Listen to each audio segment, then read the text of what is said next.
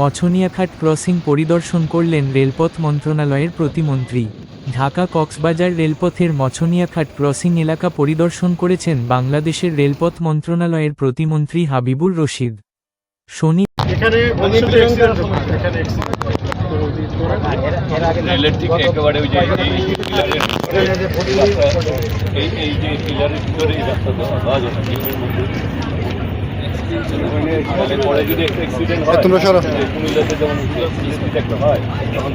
আবার এই অবস্থা খারাপ হয়েছে।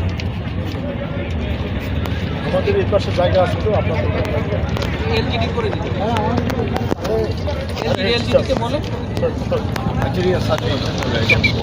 এই বিষয়ে স্থানীয় বিএনপি নেতা জালাল আহমদ শিকদার বলেন, রেলপথ মন্ত্রণালয়ের প্রতিমন্ত্রী হাবিবুর রশিদ আজ মছনিয়াঘাট ক্রসিং এলাকা পরিদর্শন করেছেন। তার সঙ্গে মন্ত্রণালয়ের ঊর্ধ্বতন কর্মকর্তারাও উপস্থিত ছিলেন। তবে পরিদর্শনের মূল বিষয় সম্পর্কে আমাদের কাছে বিস্তারিত কিছু জানানো হয়নি। স্থানীয়দের ধারণা, ঢাকা কক্সবাজার রেলপথের বিভিন্ন অবকাঠামোগত বিষয়টা হচ্ছে এই যে আজকে মছনিয়াঘাটের এই বিষয়টা রেল কার্যক্রম শুরু থেকে অদ্যাবধি পর্যন্ত এই যে বর্ষানাথাটা পেকুয়া চকরিয়া বাঁশখালী কুলদিয়া সব জেলার মানুষ সব উপজেলার জনগণ বলতে যে মছনিয়াঘাটের সেখানে একটা রেল স্টেশন স্থাপন করা প্রয়োজন।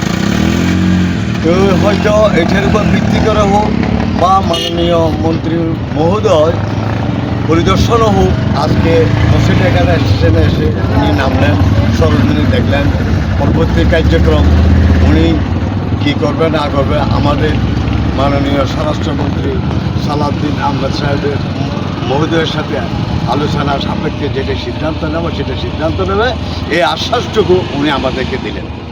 আচ্ছা, তো আপনার কি মনে হয় সম্ভাবনা এখানে অতি শীঘ্রই একটা আপনারা স্টেশন পাচ্ছেন, রেল স্টেশন?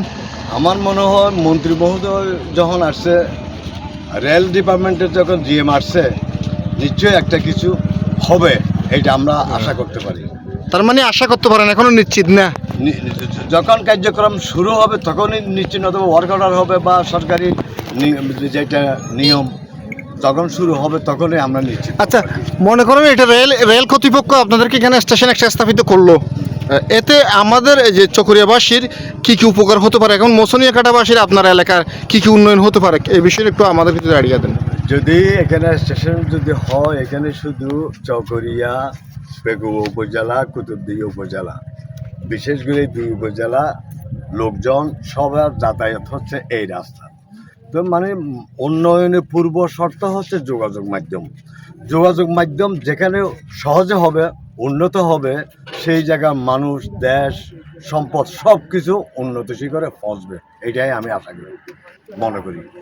আচ্ছা, তার মানে আপনি বলতে চাচ্ছেন এই ক্রসিং পয়েন্টটা হলে, টার্নিং পয়েন্টটা হলো চকরিয়া, পেকুয়া, মায়াননামা, যেটা আমরা যে মহেশখালী পুরো একটা টার্নিং পয়েন্ট, এই অংশটা হতে পারে। তাই এখানে সম্ভাব্য একটা বাণিজ্যিক একটা টার্নিং পয়েন্ট, যাতায়াতের একটি ভালো অবস্থান হতে পারে। হ্যাঁ, ভালো অবস্থান, এটাই আপনি বলতে চাচ্ছেন। ধন্যবাদ আপনাকে।